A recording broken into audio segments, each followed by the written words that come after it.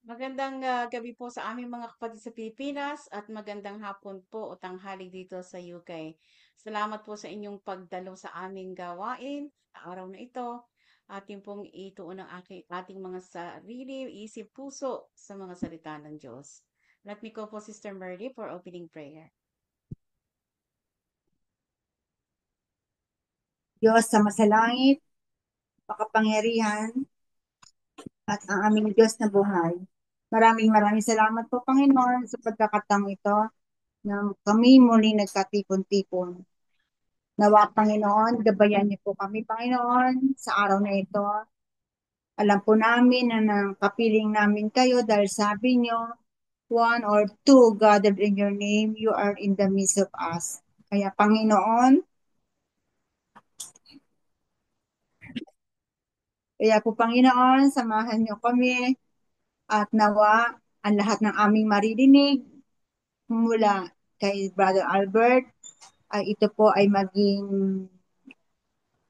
tumingo sa aming puso't isipan.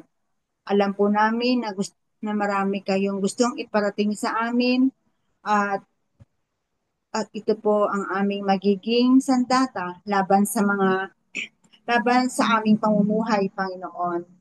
Kaya Panginoon, i-bless niyo po kami, ang bawat pamilya, nawa iligtas silang lahat, ang bawat kasapi dito, Panginoon. Ligtas sila sa lahat ng oras, Panginoon. Nawa ang bawat isa sa amin ay makapagpahayag ng salita ng Diyos na i-share nila. Kaya Panginoon, gabayan niyo po kami sa lahat ng mga nakikinig at nagsasubscribe, Panginoon. Uh, Gabayan niyo po sila, Panginoon. At nawa, Panginoon, makahikayat pa po kami ng gustong makinig sa inyo, Panginoon. Nawa, Panginoon, kami po ay nagpapasalamat sa inyo sa lahat ng mga biyayang pinagkakaloob mo sa amin, sa lahat po ng aming kinabubuhay, maliit man o malaki, ito po ay pinagpapasalamat namin, Panginoon. Wala naman po kaming, wala po kaming, wala po kami dito kung wala po kayo sa amin. Kaya Panginoon, salamat po, salamat. In Jesus' name, Amen.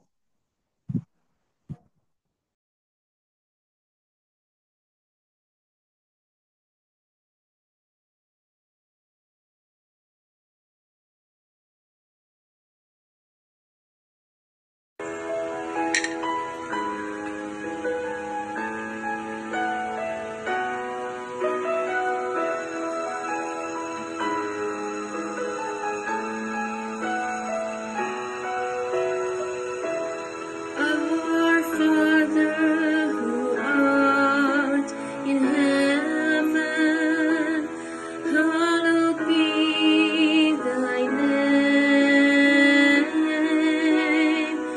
Thy kingdom come, thy will be done on earth as it is in heaven. Give us this day our daily bread, and forgive us our trespasses,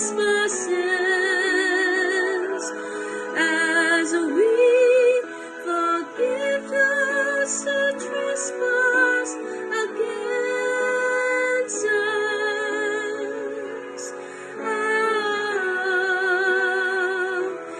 And lead us not into temptation, but deliver us from evil.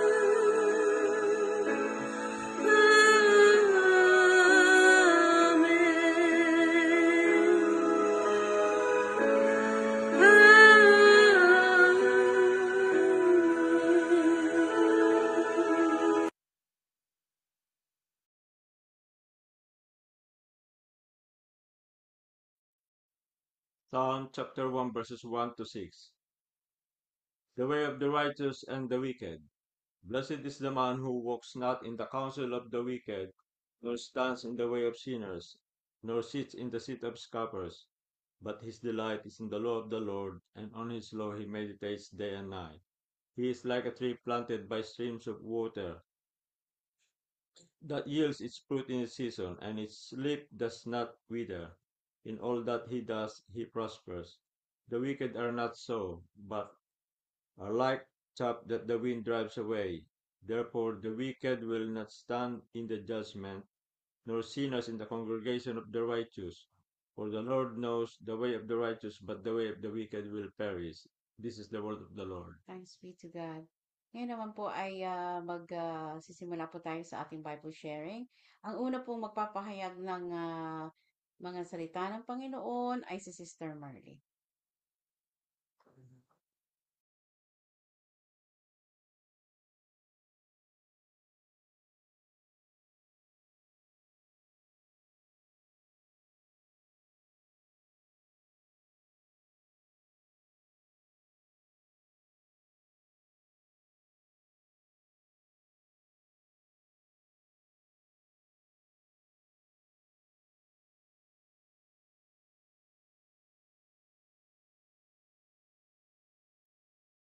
Sis, can you unmute yourself po?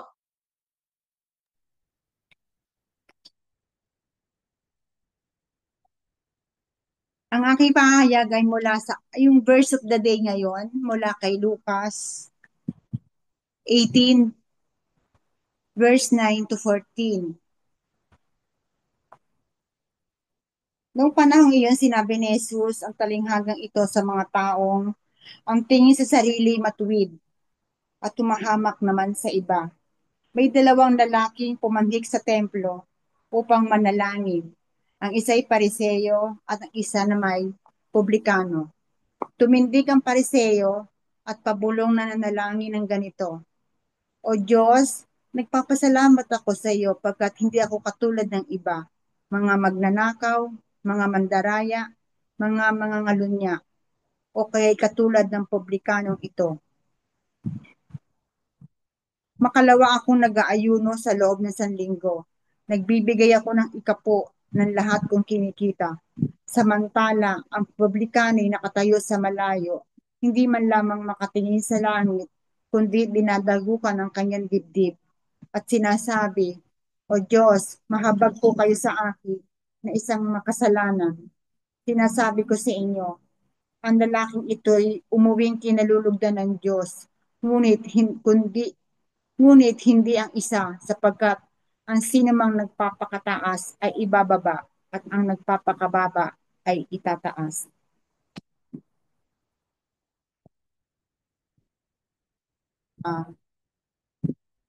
Merong ugali ang tao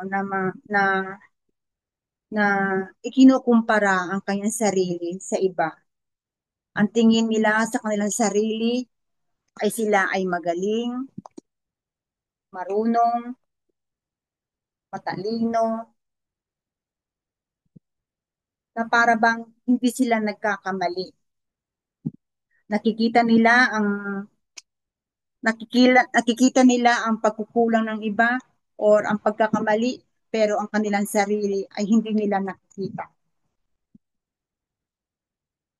Yung ganitong mga klaseng tao, ito ay kumbaga parang may kasamang inggit sa kanyang sarili na na sinasabi niya sa kanyang sarili na sana meron akong ganyan, na sana meron akong ganito, na sana lahat, kung meron siya, dapat meron din ako. Ito yung mga taong may kasamang inggit sa buhay. Ang pagpapakumbaba ay pagkilala sa katotohanan ng ating sarili. Tinawag ng Diyos para mabuhay at muling tinatawag ng Diyos tungo sa kaligtasan. Puno tayo ng posibilidad pero nananatiling kapos sa kakayahan, talino at diskarte. Pero nakakagulat na hindi nakakaunawa nito. Sila yung mga mapag-imbabaw at mapagmalaki tulad ng mga Pariseo na agad humuhusga sa mga makasalanan. Ang pagtanggap at pag-ibig ng Diyos ang siyang epektibong kondisyon para ang isang tao ay magbago. Ang pagyakap sa pagmamahal ng Diyos ang tumutulak sa pagbabago. Kaya nga, kahit makasalanan, naroon palagi ang pagkakataong magbagong buhay sa kalooban ng Ama. At kadalasan, ang pagbabago ay nangyayari dahan-dahan. Ang mga taong kumikilala sa sariling sugat ang higit na nakakaunawa sa kapwa-sugatan din. Sila ang nagiging tulay ng awa at pagmamahal ng Diyos para hanapin at kalingain ang mga naliligaw na landas. Handang magmahal dahil naunang minahal. Ah, Kaninang umaga, ako ay nagsimba. Marami akong maganda ang sinabi ng pari tungkol sa verse na to. Totoo naman talaga na totoo naman talaga na sa atin ah, nakikita nakikita sa iba at hindi lang yun dahil bagkus parang gusto pa nilang higitan yung mga taong gusto nilang yung higitan yung ikino-compare yung sarili niya dun sa taong iyon na gusto yung yun kung ano man yung tinatamasa niya. Sana isipin natin na maging kung ano tayo, kung anong meron tayo, makontento na lang tayo, na wag na lang tayong mag wag na lang tayo maghangad pa ng iba kung anong meron sila. Ah, dahil kung ano man yung hinahangad natin sa buhay, ipapagkaloob naman yun sa atin ng Panginoon. At ah, ayusin natin yung mga ayusin din natin yung tigilan natin yung pag pag-compare sa iba. Merong kilalang taong ganyan, kaya parang merong kilalang ganyan na mahilig mag-compare. Kaya tuloy para akong ayaw ko siyang makakwentuhan o makausap dahil ano, pag yung ganong tao, yung bang alam mo na, alam mong nagko-compare siya dahil minsan pahawakan yung braso ko, pahawakan yung buhok ko, sasabihin, buti ka pa, mga ganun ba? Na nagko-compare talaga siya ng kanyang sarili sa iba. Kaya ayoko na, parang iniiwasan ko na yung mga ganun tao, yung mga ganun, parang hindi sila satisfied kung ano yung kung anong meron sila, kung ano yung binigay ng Diyos sa kanila, kung may darating pang iba, edi pagkasalamat nila kung may pagkakaloban pa sila ng biyaya ng ganun. Okay lang po. Salamat po, Panginoon, in Jesus' name, Amen.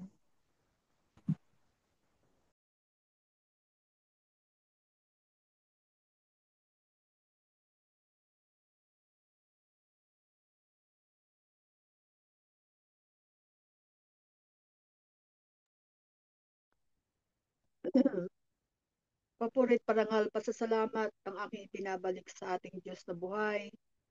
Ang akin pong ibabahagi ay galing sa Psalm 18 verses 31 and 32. Ayon po sa takbo ng aking buhay, nais ko pong nawa ang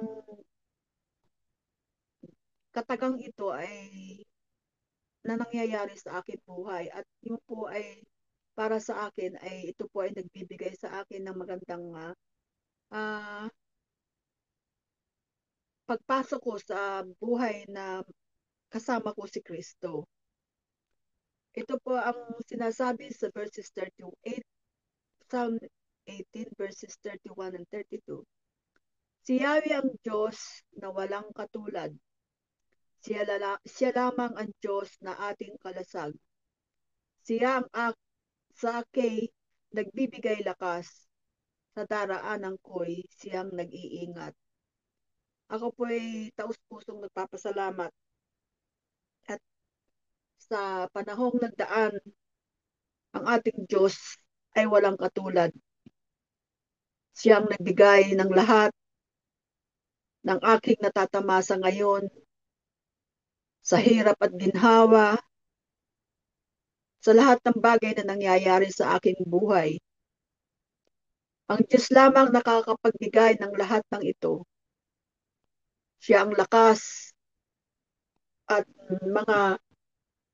lahat ng mga pangako niya sa buhay ko ay ipinagkaloob niya. Ito man ay kahirapan, kayamanan sa mundo, sa pangangatawan.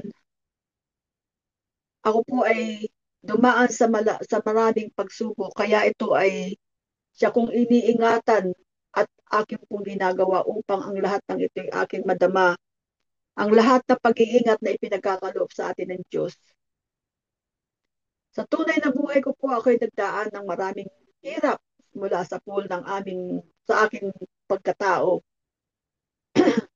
Mulat sa pool ako po ay kung hindi ang biyaya ng Diyos at sa aking lakas ay hindi po ako magkakaroon ng magandang kapalaran sa pag-aaral.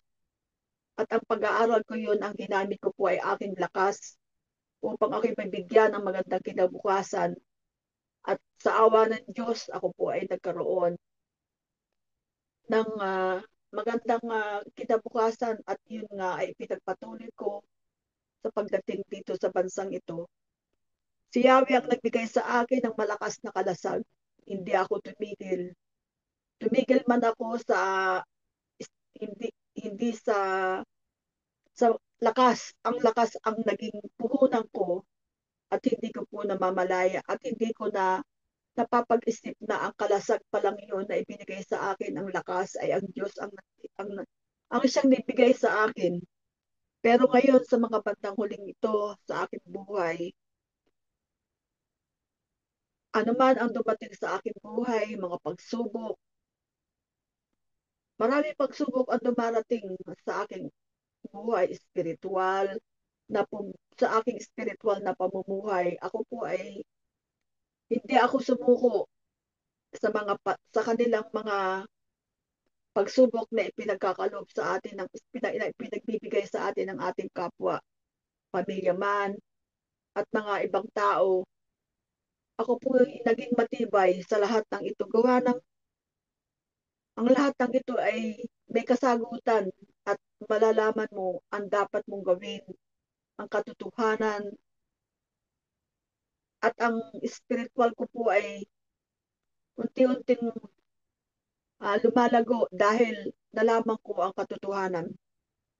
At ang lahat ng aking takbo ng buhay, alam kong ang mga bagay na ito ay may mga consequences at may mangyayari sa iyong physical health, pero hanggat maaari ito po ay pinaglalabanan ko at sa awa ng Diyos ay ito po ay aking nadaraanan at ang pag-iingat ng Panginoon ang aking nakakamtan. Ngunit sa kabila ng lahat, ano man ang iyong ginagawa at ang tama ang iyong ginagawa at nasa Panginoon, ikaw nakapokus ng iyong buhay, ito po'y makakamtan mo at ang daan na patungo sa kaligtasan at ang pag-iingat sa iyo ng Panginoon ay nasa sa iyo. In Jesus' name, Amen.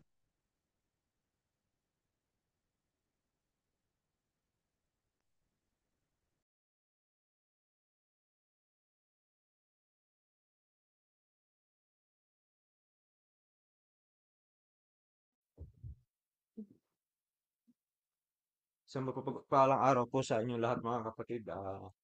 Gusto ko lang pong ibalik sa ating Panginoong Diyos na buhay ang aking pasasalamat, ang aming pasasalamat ng aming buong pamilya sa lahat po ng mga biyayang pinagkakalob niyo sa amin, sa hindi lamang po sa material, unang-una po ay sa physical, sa health. Yun po yung pagpapasalamat namin na kami po ay laging ligtas. Lahat po ng aming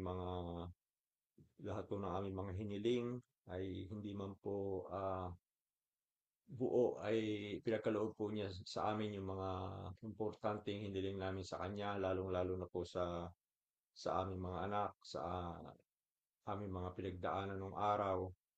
Binabalik ko po sa kanya kanyang ang pasasalamat.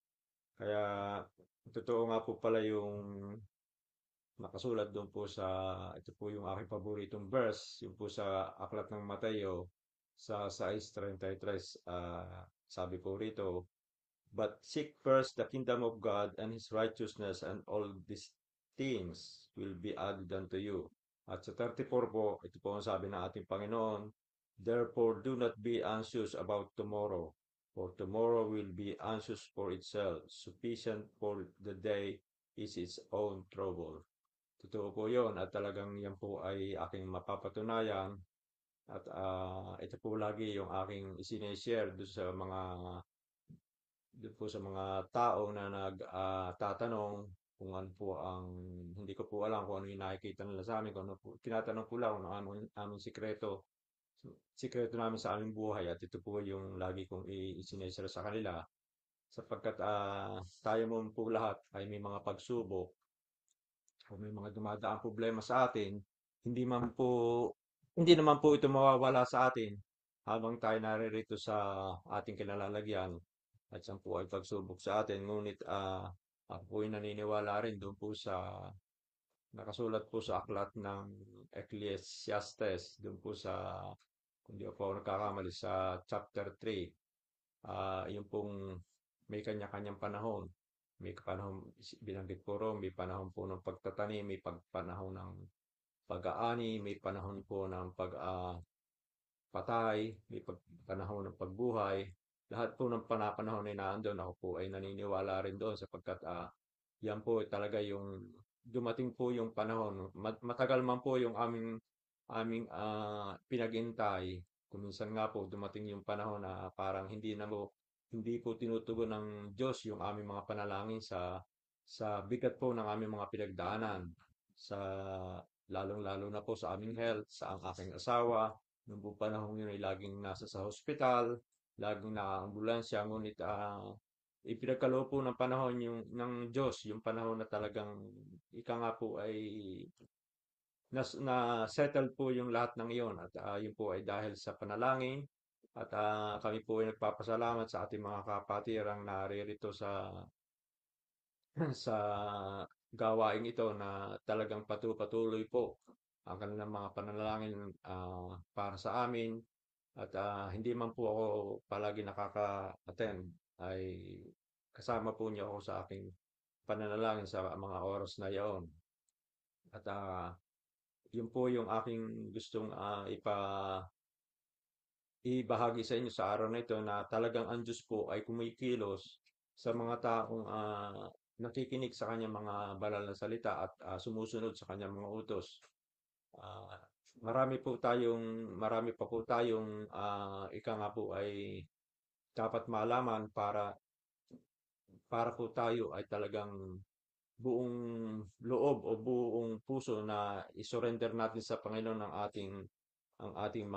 ating sarili na talagang siya lamang talaga ang dapat nating sambahin, wala nang iba sapagkat marami po tayong natututunan. Ako nga po ay maraming natututunan na, na sa kanyang mga salita, yung mga bagay-bagay na ginagawa ko na kuminsan ang paraan lamang po magtanong kami mag-asawa kay Brother Albert kung tungkol sa mga bagay na yon at sa pamamagitan mo naman po ng mga salita ng Diyos ay naipapaliwanag niya sa amin na ang lahat at doon ko po na napapagtanto na talagang ganun pala ang talagang ibig ng Diyos sa ating mga tinawag na sumunod sa Kanya at muli po ako po nagpapasalamat sa ating Panginoon Diyos sa pagtugon niya sa aming mga panalangin, sa aming mga hinaing para sa magandang kinabukasan lalo-lalo na ng aming mga anak. At yan lang lamang po mga kapatid at maraming salamat po sa inyong lahat.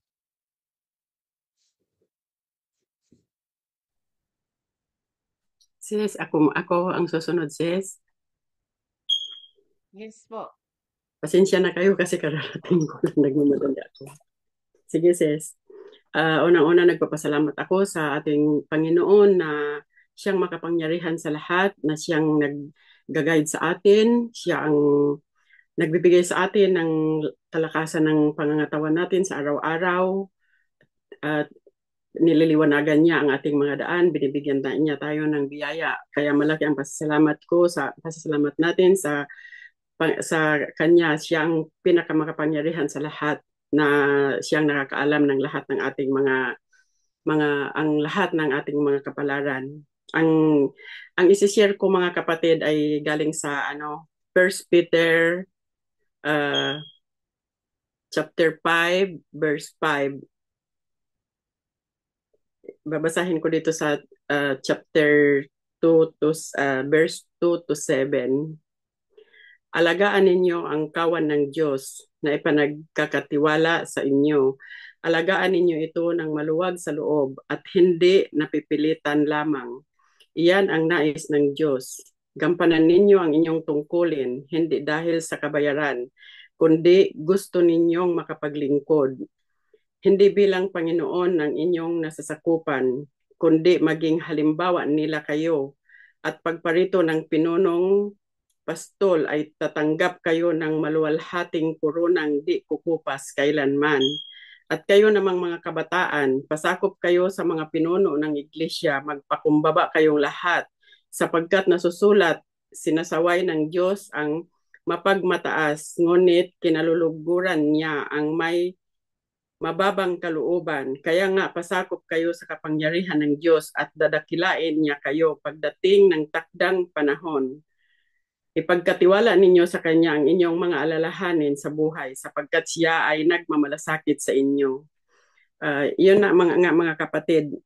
Ako'y nagpapasalamat sa Panginoon dahil sa sabihin kong maiksing panahon pa lang ang pagbabasa-basa ko ng Bible, pag-aatin ko dito sa sinishare lahat ni Brother Albert. Ako'y nagkaka-interest na rin at buong puso kong tatanggapin kung ano man ang ibibigay ng Panginoon sa akin. Kaya ngayon, kung ano yung mga nalalaman ko nga na mga isinishare ni Brother Albert, yung mga nababasa ko sa Bible, isinishare ko rin, sinisikap ko rin na isinishare sa mga hindi pa nakakaalam, kasi alam ko na yun ang kagustuhan ng Panginoon. Sinisikap ko na kahit unti-unti ang pagpapaliwanag ko, pagsishare ko sa kanila, at least na ipapamulat ko sa kanila na mayroon tayong Panginoon, para hindi yung iba nga, kasi yung ibang hindi pa nakakaalam sa mga salita ng Diyos. Mayroon din naman akong napagsira ng unti-unting salita na galing sa Bible na parang nagkaka-interest din sila, at nagtitiwala din ako talaga sa Panginoon na balang araw gagamitin din niya ako para makapagbahagi din ng mga salita niya. Kaya kahit nga sa pamilya ko, pati yung sa pagpapakumbaba, pati yung mga apo ko, inaakay ko din silang lahat na dapat maging mabuting tao sila, sumunod sila sa kung ano man ang kabutihan, kailangan sundin nila, wag silang gumawa ng masama. Pati mga anak ko, kung ano man ang mga problema na dumating sa buhay namin, kung ano man ang mga pagsubok, sabi ko, ibigay namin sa Panginoon, ipaubaya namin sa Panginoon ang lahat. Dahil sabi ko nga sa kanila, sabi ko, huwag kayong maghiganti o huwag kayong gumawa ng kahit na anumang masama, kasi mayroong Panginoon na nakakaalam ng lahat. Kahit na patago yung paggagawa ng masama o kung kahit na walang nakakakita. Pero ang alam natin, sabi ko sa mga anak ko, ang alam natin walang nakakakita sa ginawa natin dahil patago kung halimbawa o hindi alam ng sino man, pero mayroong Panginoon na nakakaalam. Sabi ko sa mga anak ko, kaya kung ano mang mga problema ang darating sa atin, kung ano man ang mga pagsubok, kailangan huwag tayong maghiganti. Ipasa Diyos na lang natin ang lahat. Ipanikluhod natin sa Panginoon ang lahat dahil nandyan siya ang nakakaalam kung ano ang dapat niyang gawin. Basta hindi lang nanggaling sa atin ang paghihiganti o paggawa ng masama, sabi ko sa kanila. Kaya malaki ang pasasalamat ko sa Panginoon dahil alam ko na unti-unti ding hinahasa ang aking kaisipan, ang aking puso, at pati mga anak ko na ibabahagian ko din ng aking mga kaalaman. At hopefully, ang Panginoon ay laging nakasubaybay sa amin. Ipapanalangin ko palagi yan na balang araw magagamit din ako ng Panginoon para makapagbahagi ng mga kagustuhan niya, kung ano man ang mga kagustuhan niya, magagamit din ako ng Panginoon na makapag-share din ng mga banal niya na salita. Maraming salamat mga kapatid, yun lang ang maiaano ko sa inyo, maibabahagi ko sa inyo.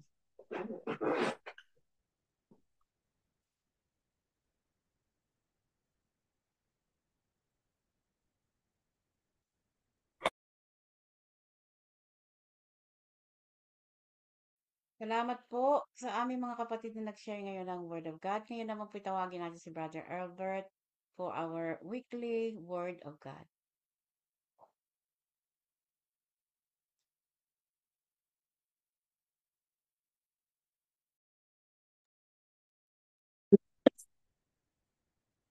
Magandang araw po, mga minamahal na magulang at kapatid. Magandang gabi dyan sa ating mga kapatid sa Pilipinas at magandang hapon naman dito sa ating mga kapatid sa UK.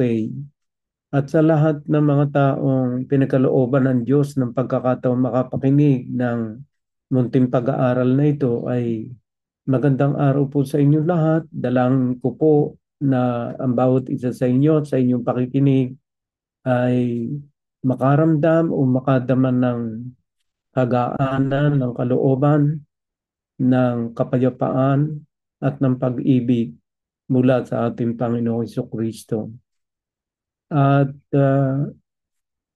maganda po yung mga sharing ng bawat isa sa inyo mula kay Sister Merly, hanggang kay Sister LB. Maganda po yung mga kanyo ha. At kaunti lamang po yung aking paliwanag sapagkat ako po yung naniniwala na talaga pong kayo tinatawag ng Diyos. Bakit? Kasi po nakikita ko yung inyong desire na makapaglingkod sa Kanya. At sabi nga ninyo ng bawat isa sa inyo, kayo'y natututo sa Kanyang mga banal na salita. Kaya ayon sa ating Panginoon Jesucristo ay talagang kayo mga tinawag ng Diyos. Ganito po ang sabi ng ating Panginoon Jesucristo sa aklat ng Juan chapter 8 verse 47. Ito po sinasabi. Whoever belongs to God hears what God says. The reason, ito po ikausap niya yung ibang mga pariseyo The reason you do not hear is that you do not belong to God. Ito po ang kausap ni Pharisee.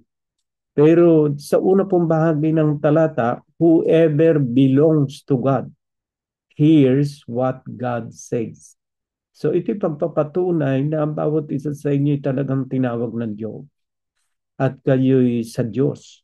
Sapagkat meron kayong interes na makinig ng kanyang mga banal na salita. Kaya praise God.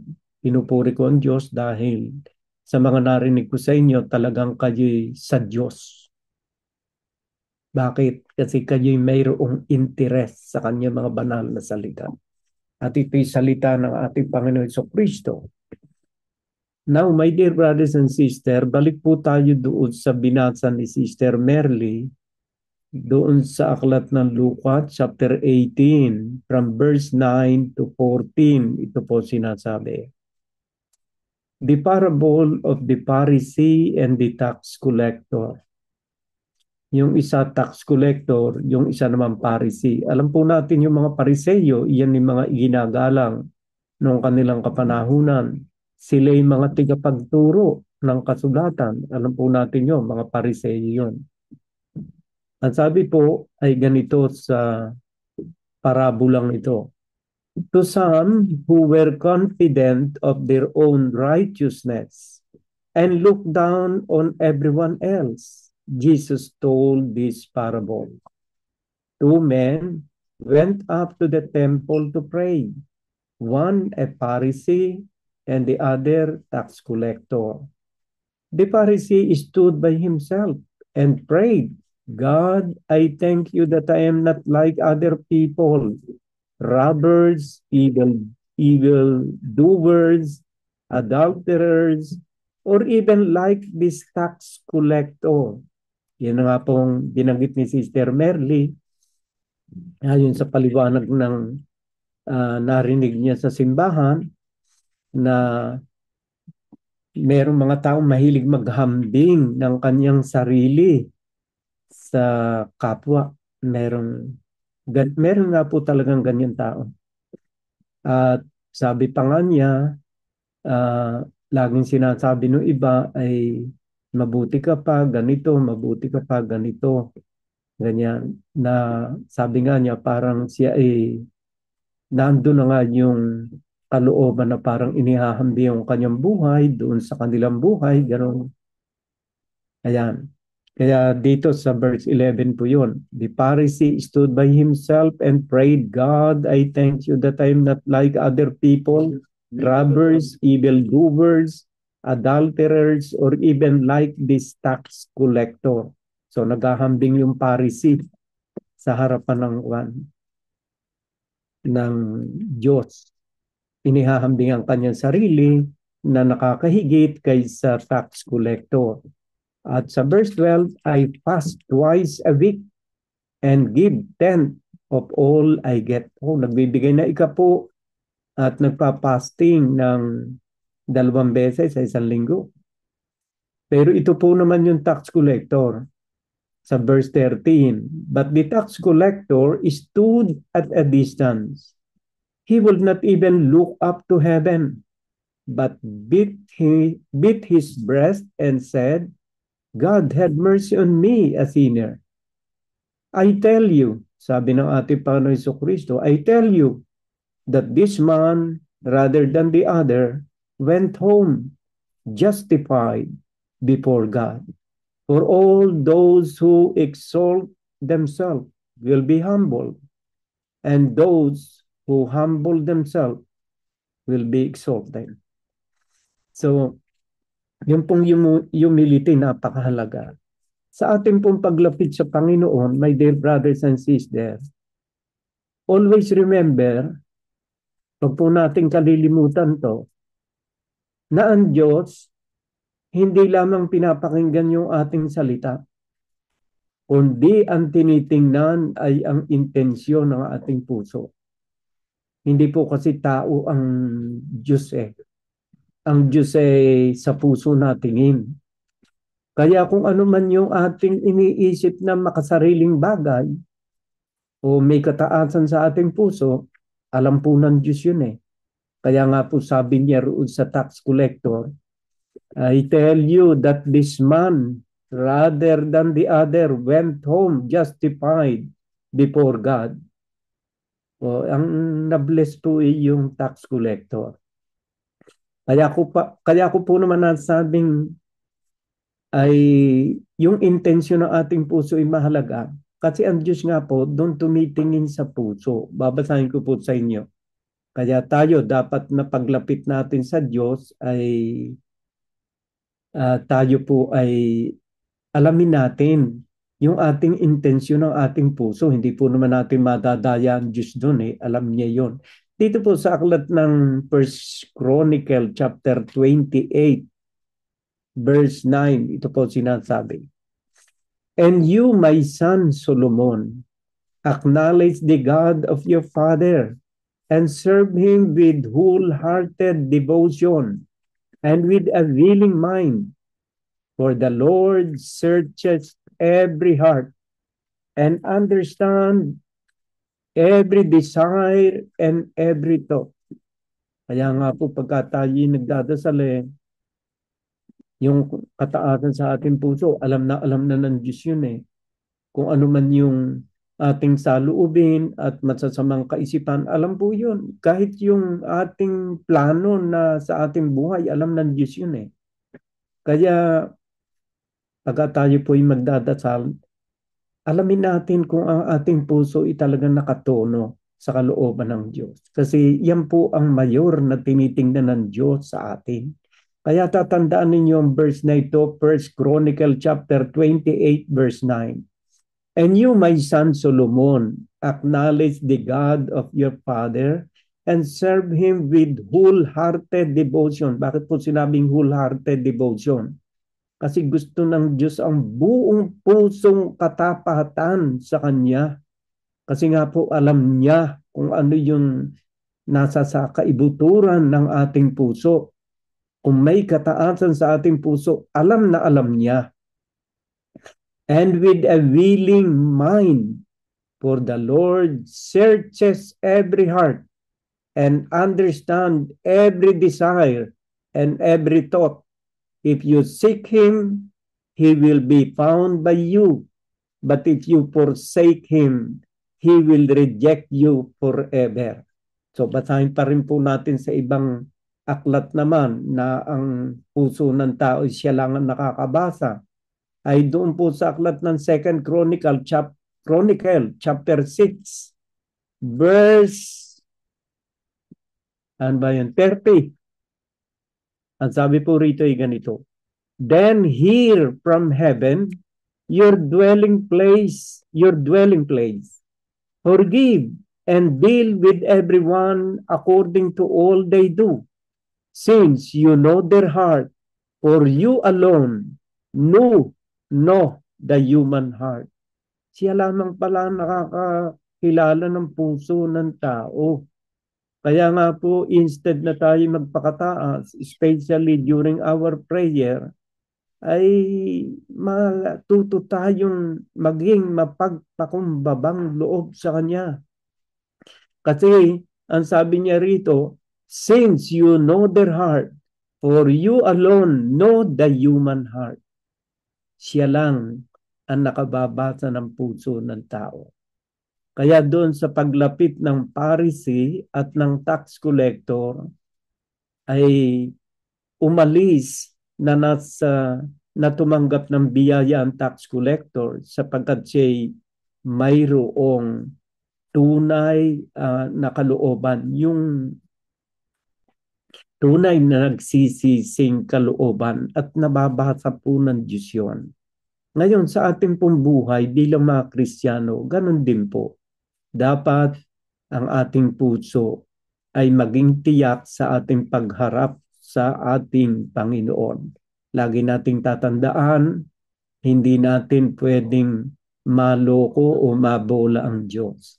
Alam niya kung ano ang motibo ng ating puso sa panahon ng ating paglapit sa Kanya at maging sa ating pakikitungo sa ating kapwa, maging sa ating paglilingkod sa gawain ito. Kung mayroon pang kayabangan na natitira sa atin, dapat po matuto tayo sa ating Panginoong Hesukristo. Basahin po natin sa aklat ng Philippians chapter 2 verse 3 and the following.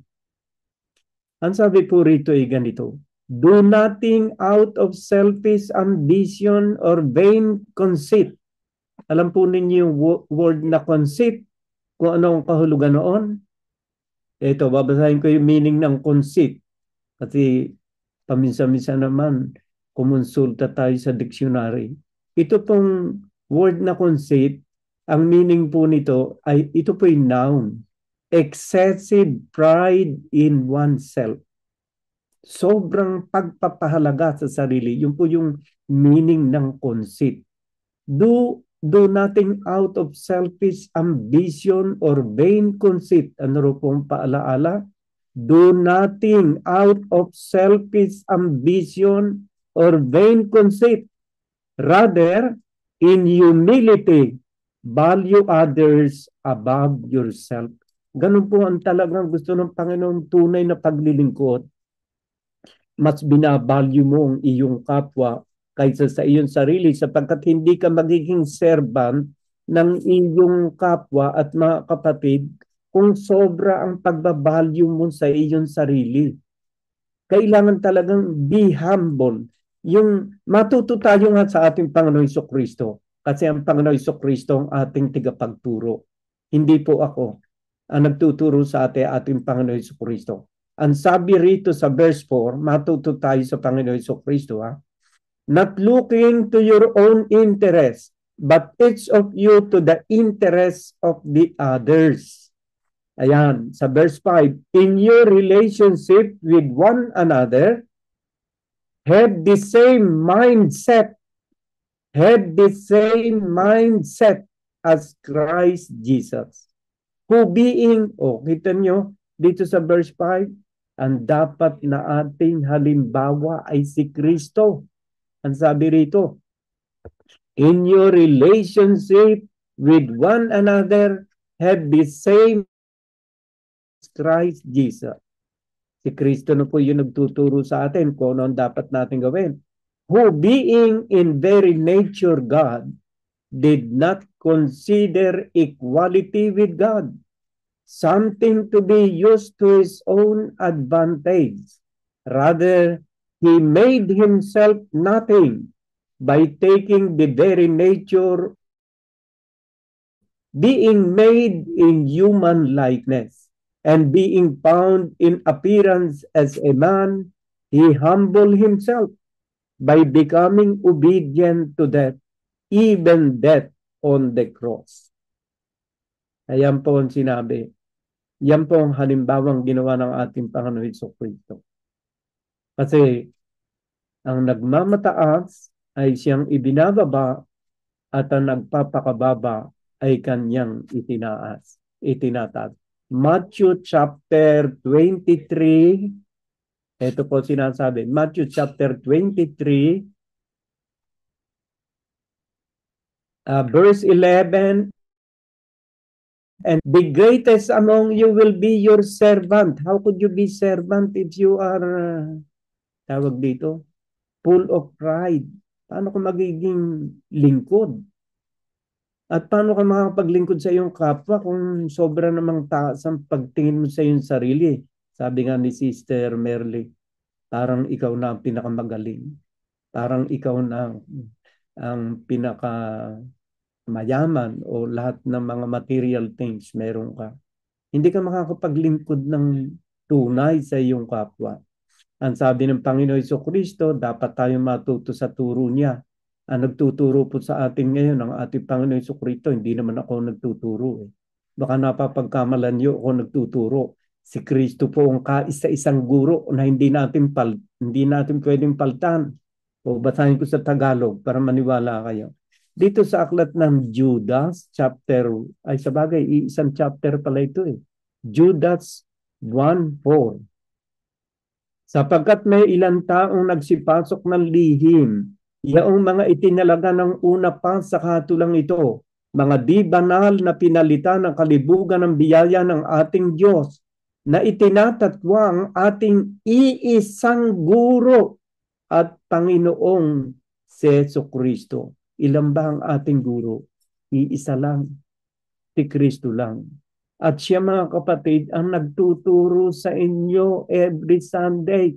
Wala naman akong kaalamang tungkol sa mga bagay na spiritual. Kundi tayo tinuturo ang pari-pariho ng ating Panginoong Jesucristo. Kaya nga bawal sa kanya yung magyabang, yung nagpapakataas, sapagkat siya lang ang dapat na itaas. Kaya uulitin ko sa inyo ulit yung binasa ko rito sa aklat ng Matthew chapter 23 verse 12. Ito po. The greatest among you will be your servant. How could you be servant kung ikaw ay napakataas? With humility and by setting example our Lord Jesus Christ. you could be a good servant of God. Ang sabi rito, for those who exalt themselves will be humbled, and those who humble themselves will be exalted. Ito po kasi related doon sa tinalakay ni Sister LB. Ano ba ang binasa ni Sister LB? 1 Peter chapter 5. Ako sisimulan ko sa verse 1 kasi itong aral na ito po'y para sa mga leader. Itong aral pong ito sa leader. Ito po sinasabi sa aklat ng 1 Peter chapter 5 verse 1 and the following. To the elders among you. Sino po banggit? Yung pong elders, baka ang inyong pagkakilala ro sa elders, yung mga matatanda na. Yung mga wala nang ngipin na kagaya ko, pustiso na lang. Hindi po ganun ang elder dito sa Biblia. Ang elders po na binabanggit sa Biblia ay yung mga taong may katungkulan sa iglesia. Yung mga preacher, yung mga apostoles. Kasi ito po yung sulat ni St. Peter. Ang sabi po rito, to the elders among you, I appeal as a fellow elder. O elder din pala si Pedro. Ay si Pedro nung kapanahon yon, hindi pa naman uugod-ugod si Pedro. Kabataan pa si Pedro siguro kung namatay ang ating Panginoon Jesucristo na 33 years old. Baka si Pedro nung kapanahon yon, mga 35 years old lang yon, bata pa rin. Pero bakit ikinonsider niyang elder ang kanyang sarili? Kasi meron siyang responsibilidad sa church. Siya ay elder na ang ibig sabihin may katungkulan siya as an apostle of our Lord Jesus Christ. Leader po ang kahulugan ng pagiging elder. Ngayon, malinaw na po yun. To the elders among you, I appeal as fellow elder. Kinonsider niya ang kanyang sarili na fellow elder. Kumbaga man siya, siguro mga 35 years old lang noong mga panahon yun. And a witness of Christ's suffering, who also will share the glory to be revealed. Ang utos niya rito, doon sa mga leader, be shepherd of God's flock. Kung Tagalogin nga natin to para mas madali nating maintindihan. Dito po sa aklat ng 1 Peter chapter 5. Chapter 5, ayan. Simulan ko sa simula. Sa matatanda nga sa inyo'y umaaral ako. Kagaya po na nasabi ko sa inyo, yung matatandang tinatawag dito, o elder, yan po ay mga may katungkulan sa simbahan. Hindi po yan yung edad. Hindi po yan yung kumo matatanda na. Akong matandang kasamahan ninyo. Kasi si St. Peter, leader yan sa simbahan. At isang saksi ng mga hirap ni Kristo na may bahagi naman sa kaluwalhatiang ihahayag. Pangalagaan ninyo ang kawan ng Diyos. Utos niya ito sa mga kagaya natin na naglilingkod. Pangalagaan ninyo ang kawan ng Diyos na nasa inyo. Kaya nga po wala tayong tigil every Sunday. Di tayo pwedeng tumigil kasi sa naglilingkod sa Diyos, walang turning back, walang paantras, lahat pasulong. Pangalagaan ninyo ang kawan ng Diyos na nasa inyo, na magsigamit kayo ng pagpupuno na hindi sapilitan. Ay wala po naman naminilit sa aking paglilingkod. Ito po'y kaligayahan kong maglingkod. Kundi may kasayahan na ayon sa kalooban ng Diyos ni hindi dahil sa mahalay na kapakinabangan. Ay wala po naman tayong pinapakinabang dito. Ni wala nga tayo ikapo. And pakinabang tayo nagbibigay para sa mga charity. Lalo na po yung mga kababayan nating nasa ospital sa Pilipinas.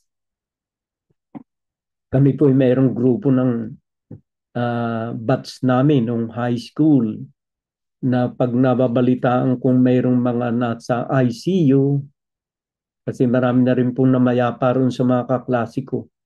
Ay yan nga po, hindi naman ikinukuha ko ang gawain. Yun po'y personal kong tulong sa kanila.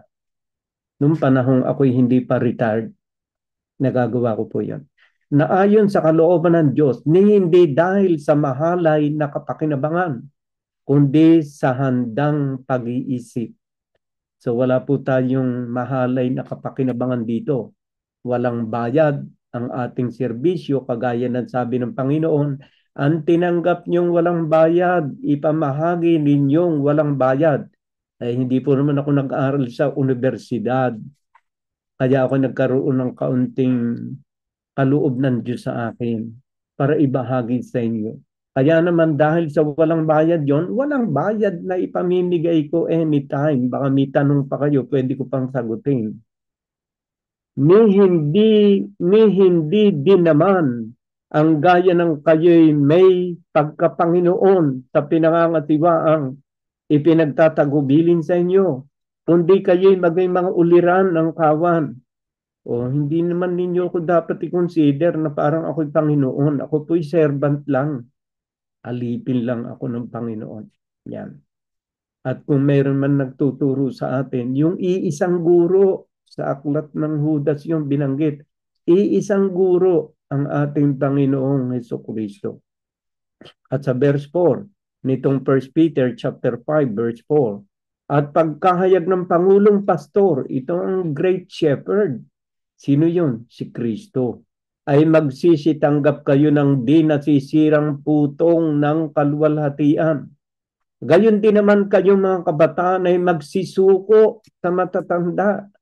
Oo, kayong lahat ay mga bigkis ng kapakumbabaan. Kayong lahat, nilalahat ng salita ng Diyos na dapat tayo maging mapagpakumbaba. Walang sinisino sa atin. Tayong lahat dapat magpakumbaba. Ayan. Kayong lahat ay mga bigkis ng kapakumbabaan. Tayong lahat. Hindi ako exempted. Lahat tayo. Na kayo'y maglingkuran. Ayan. Gusto na nga ni Sister Elvin na maibahagi ang salita ng Diyos. Makapaglingkod din siya sa iba. At si Sister Shirley, si Brother Randy. Ayan, Sister Merly. Na kayo'y maglingkuran sapagkat ang Diyos ay sumasalangsang sa mga palalo, doon sa mga mapagmataas, sa mga mayayabang, datapwat nagbibigay ng biyaya sa mga mapagpakumbaba. Kaya nga po, pag ikinagmataas, nagiging hadlang sa blessing eh. Pero pag ikimapagpakumbaba, tuloy-tuloy lang ang blessing ng Diyos. Bakit? Ay kasi mahal niya yung mapagpakumbaba eh. Nandun ang paningin ng Diyos sa taong mapagpakumbaba. Pero siya naman ay laban doon sa mapagmataas. Kaya nga po yung aral ng Panginoon ay ang sabi roon, humble yourself before the Lord. Iyon. Na inyong ilagak sa kanila ang lahat ng inyong kabalisahan sapagkat kayo ipinagmamalasakit niya. So, utos ng Panginoon talaga ang pagpapakumbaba. Mula kay Sister Merly, tumanggap ng blessing, ng kapatawaran at pagpapala, yung tax collector, at yung isa naman mapagmataas ay hindi tumanggap ng blessing ng pagpapala. Yan po ang kapangyarihan ng pagpapakumbaba. Kaya kautos-utusan po yan ng ating Panginoon Jesucristo eh. Uulitin ko sa inyo. Sa aklat ng Mateo 23:12-13. At sino mang nagmamataas, ayan, 11 pala. Datapwat ang pinakadakila sa inyo ay magiging lingkod ninyo. At sino mang nagmamataas ay mabababa. At sino mang nagpapakababa ay matataas. Yan po ay batas ng Diyos. Ay bakit naman tayo magmamataas pa? Kung gusto nating ipagmalaki si Kristo, ipagmalaki natin sa ating buhay. Sapagkat sa Kanya nakasalalay ang ating kaligtasan, ang ating pag-asa, at Siya ang nag-iingat ng ating buhay. Baka nakakalimutan po ninyo, pag ikay mapagpakumbaba, ikaw ay iniingatan niya ang iyong buhay. Espiritu mo, kaluluwa mo, katawan mo, iingatan ng Diyos yan pag ikaw ay mapagpakumbaba. Basahin natin sa aklat ng 1 Thessalonians chapter 5 verse 23. Nasaan ba yun? Nahihirapan ako maghanap din eh. Hindi ko kagad makita. Verse 23 nga ba yun? At pakabanalin kayong lubos ng Diyos ng kapayapaan, at ang inyong espiritu at kaluluwa at katawan ay ingatang buo na walang kapintasan sa pagparito ng ating Panginoong Hesukristo. Kaya nga po yung ating katawan, ang tagapag-ingat niyan ay ang Diyos. Ang ating pong espiritu at kaluluwa, ang tagapag-ingat din yan ay ang Diyos. Ay sino po bang tao ang iniingatan ng Diyos ang espiritu, katawan at kaluluwa? Yung mga taong sumusunod sa kanyang banal na kalooban. Yung ang mga taong inihahandog ang kanyang katawan bilang haing mabango sa ating Panginoong Hesukristo. Yan po ang mga iniingatan ng Panginoon. Ayan po.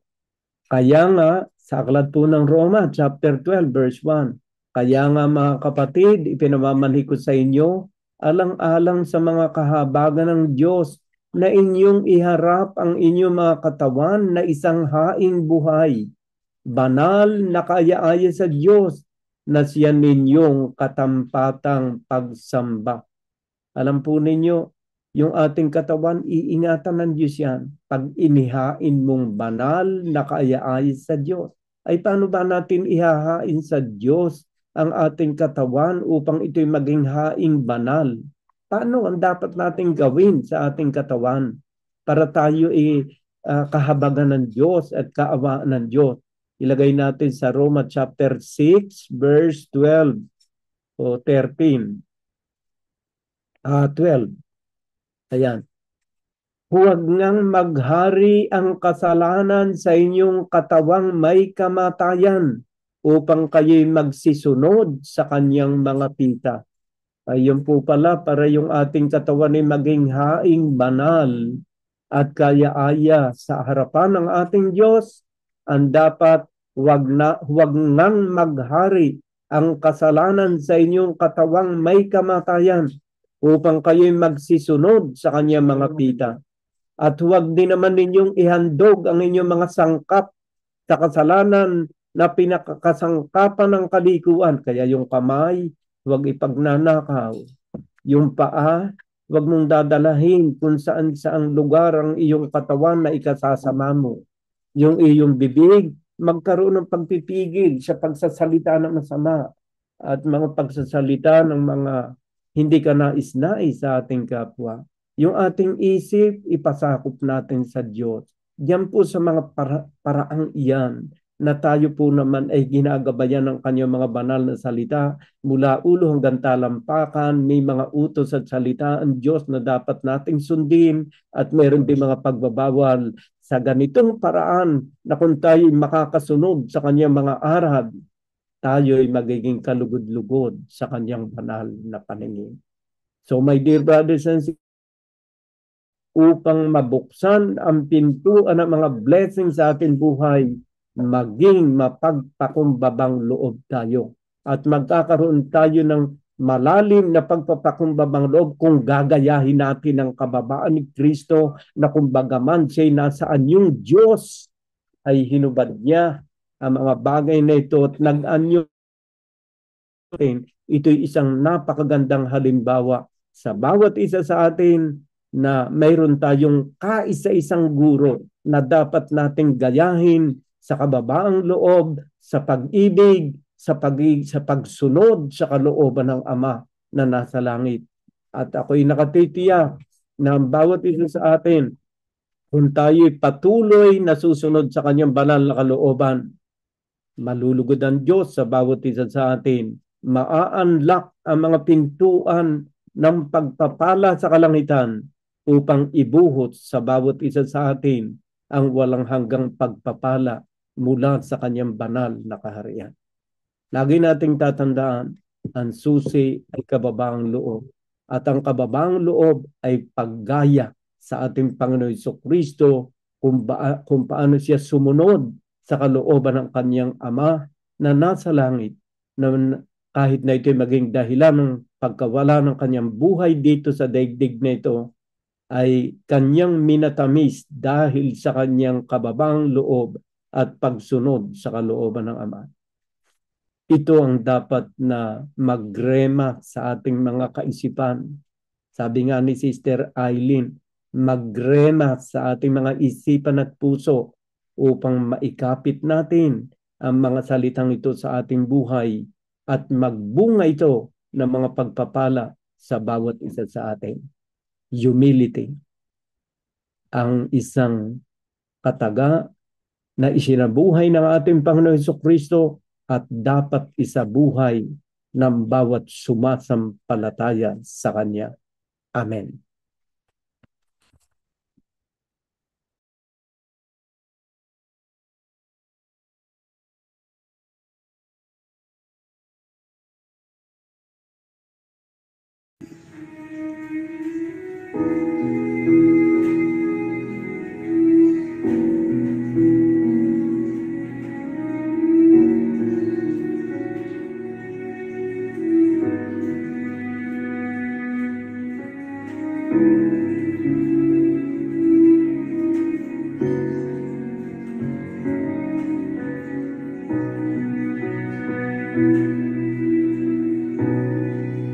Salamat sa iyo,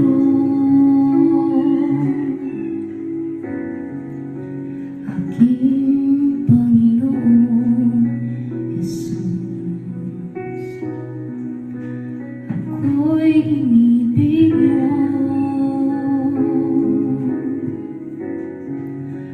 aking angking lubos. Ang daming alay ko sa'yo, aking Ama. Buong buhay ko, puso at kaluluwa, hindi makayanan maipagkaloob.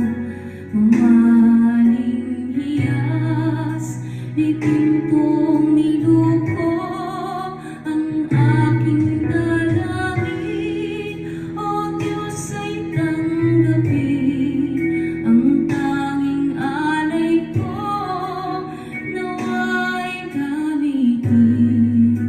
Ito lamang, Ama, wala nang iba pa akong hinihiling.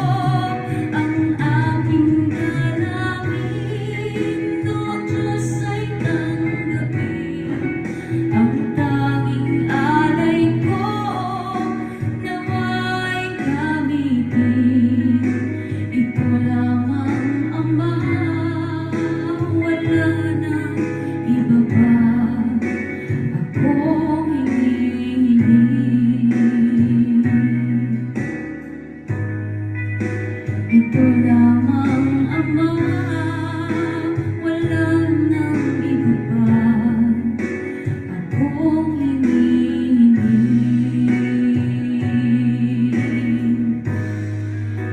Ito lamang Ama, wala nang iba pa akong hinihiling.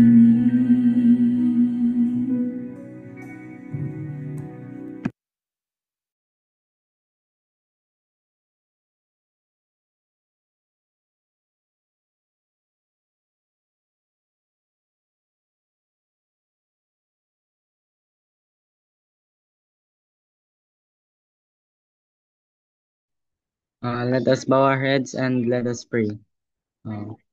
Gracious Lord, we thank you for your presence among us today.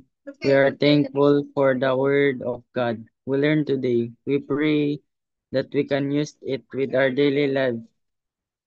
May the Holy Spirit guide us, empower us, and keep us centered on your life. We ask for blessing and guidance from you, Lord. I also ask for Tita Cheryl to find peace and love in her heart. My Lola LB for strength, good health, and long life. We thank you for the life of our brothers and sisters and the life of Brother Albert for all the shared word of God. May you continue to bless him with knowledge and wisdom. May you heal all souls and sickness. There might be financial breakthrough in all of us. May you always give us guidance in our daily lives, strengthen our faith. Lord, this we ask in the name of Jesus Christ. Amen.